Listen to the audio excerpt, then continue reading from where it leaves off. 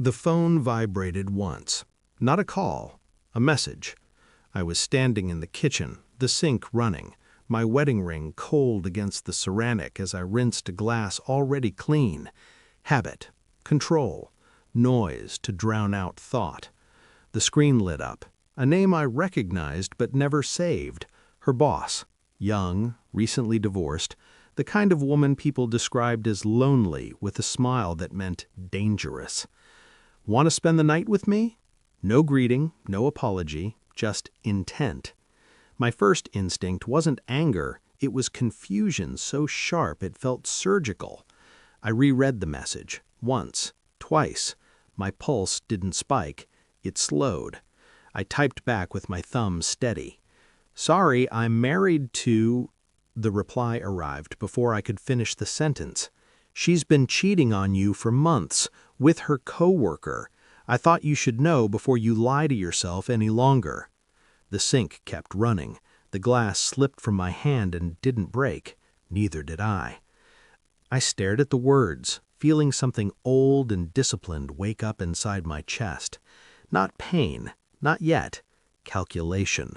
I locked the phone, turned off the water, wiped the counter. Then I picked the phone back up and typed one word. Yes. That night, my wife sat across from me at dinner, talking about nothing. A new project, office politics, names I'd heard before but never memorized. Her fork moved. Her voice stayed light. She didn't know the sound her lies made now. They clicked, like pieces sliding into place.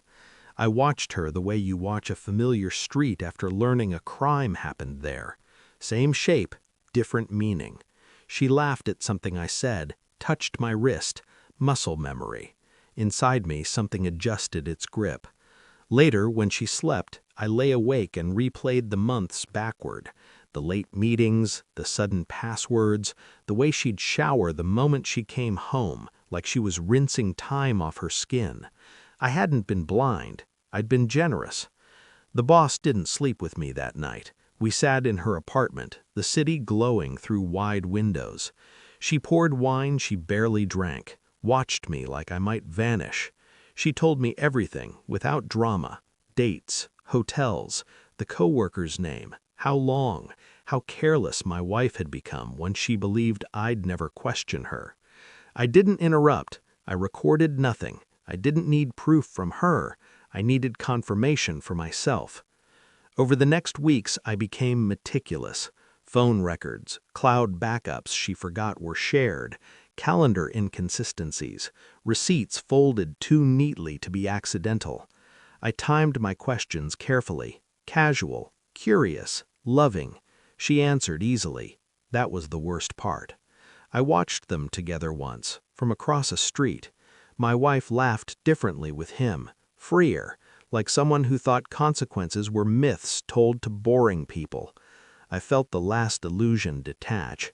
No confrontation, no rage, just clarity so cold it burned. The email arrived on a Tuesday afternoon while my wife was at work. I read it once, then again. Dates, messages, images that didn't need explanation. I printed nothing. That evening, I cooked dinner, her favorite, set the table, poured wine.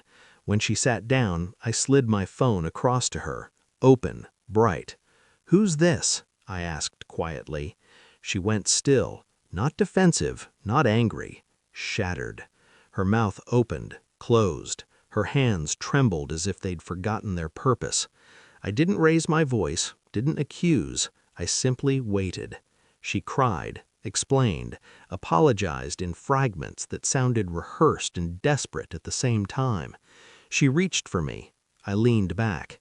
That was the moment she understood something irreversible had happened. I didn't expose her publicly. I didn't scream. I didn't beg. I filed paperwork, changed passwords, redirected accounts, quietly informed the coworker's wife with evidence so clean it felt surgical. Then I packed.